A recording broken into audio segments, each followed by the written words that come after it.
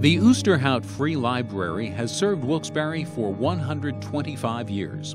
When prominent merchant and real estate magnate Isaac Smith Osterhout died in 1882, he willed a substantial portion of his estate for the establishment of a free public library.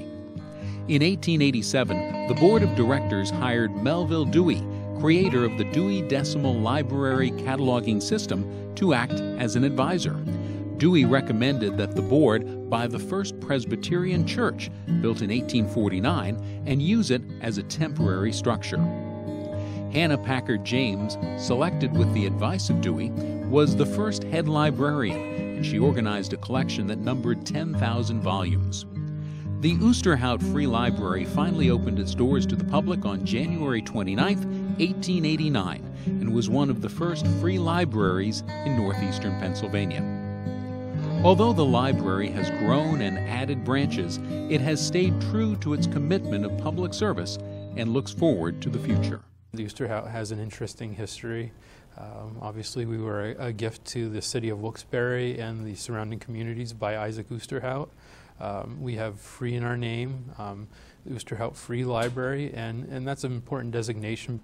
In the case of the Osterhout Library, what made it important was the fact that it was open, freely available to the general public.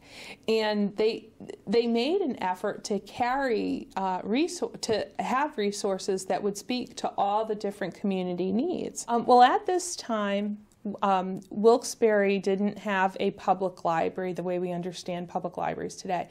The YMCA had a library, the Historical Society had a library, but those institutions weren't open to the public, freely available for men, women, and children. At one point, the library was basically a closed stack, which means people came and asked the librarians to retrieve books for them.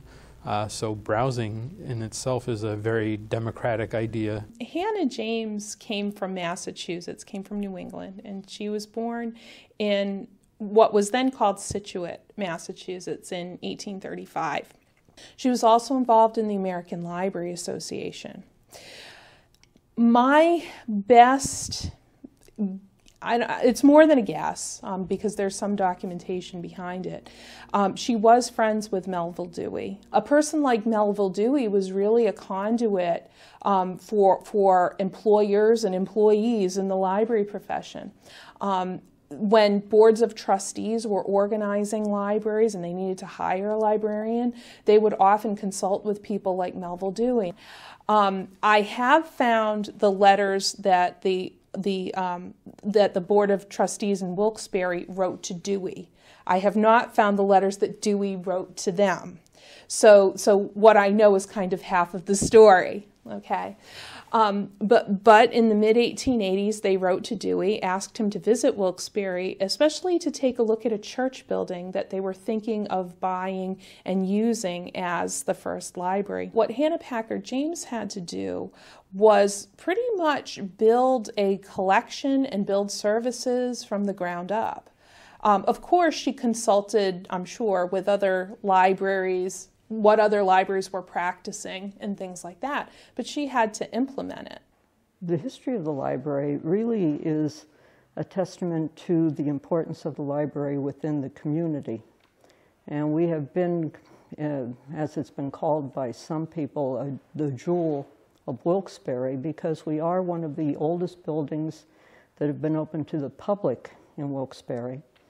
And we have continuously served the public. It's a place for people to come to learn, to imagine, and you know, it's to some extent, one might say can be a free education. Any library to me is special, but this one in particular because it has overtones of the church, and it brings peace to people. I think just walking through the door. We have been through a lot because we have been a mining community that has suffered greatly during the Great Depression. And afterwards, when the mines closed, the area economically has always had a difficult time trying to catch up with everybody else. But the library's always been here. We've always been a bedrock for people who had nowhere else to turn and did not have the financial wherewithal to go other places. Yeah, it's truly amazing. I mean, as much as the board is committed to the library, I would tell you that it's the people that work here that make the library what it is. And they're not, 5-year veterans. They're 20, 30. I think we might have a 40-year veteran here. I've been here 35 years. 27 years. I have worked here for 25 years. 25 years last month.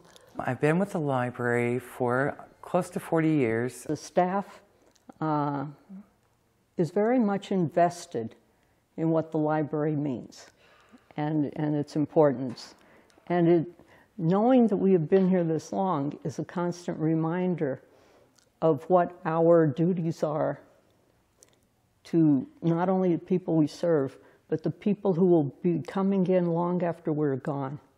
I think libraries fill that niche where people need to find a place to come where they feel safe, where they can be possibly entertained, certainly informed, and we'll be here as long as people support us and continue to value the services of the library.